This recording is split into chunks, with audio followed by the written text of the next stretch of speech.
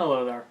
I'm Travis Rogers, scholar, woodsman, educator in the making, and caffeine connoisseur. I'd like to take a few moments of your time to talk about one of my favorite learning theories and one of the men who helped develop them. That'd be Jerome Bruner, who made major contributions to the theory of constructivism. His general premise was that humans construct knowledge in their head. Rather than simply being machines that are fed knowledge, we actively process information that comes in and use it to build upon what we know. So here's a brief example of constructivism using math. Say, for example, you want to teach your students conversion factors. One possibility is to simply tell them that they have to remember that there's 2.54 centimeters to an inch, yada, yada, yada. It's incredibly boring. But there is another way to teach conversion factors. Have the students measure out something in one system of measurement. In this case, we're using the imperial system. Create a 1-inch line, and then have them measure that same line in imperial. In this case, I actually don't have a metric ruler. But anyways, have them measure the same line in two systems of measurement and realize that a 1-inch line is the same thing as a line that is 2.54 centimeters long.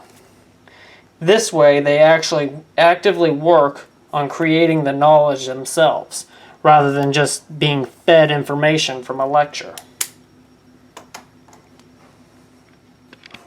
According to Bruner's theory, a person mentally represents concepts in their mind as either being action-based, image-based, or language-based. So what this means for a classroom setting is that you should be actively trying to engage all three aspects of the mind.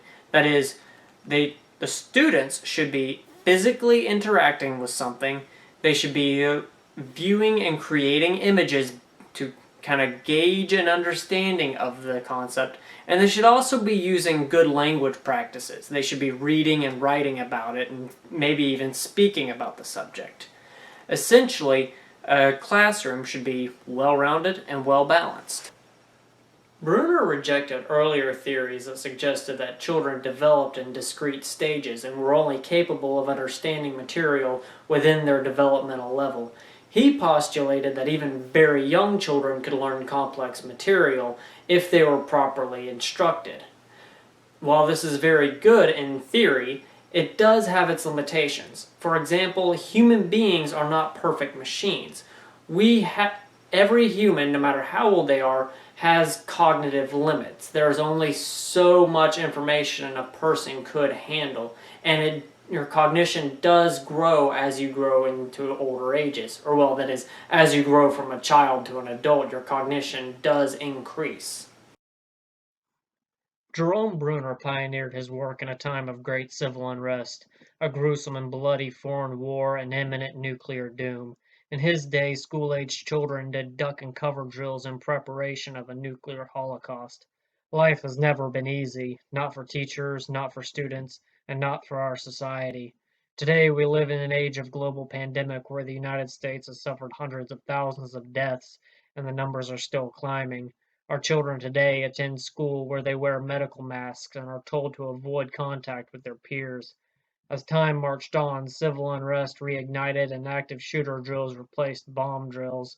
Teachers forever find themselves on the frontier of change.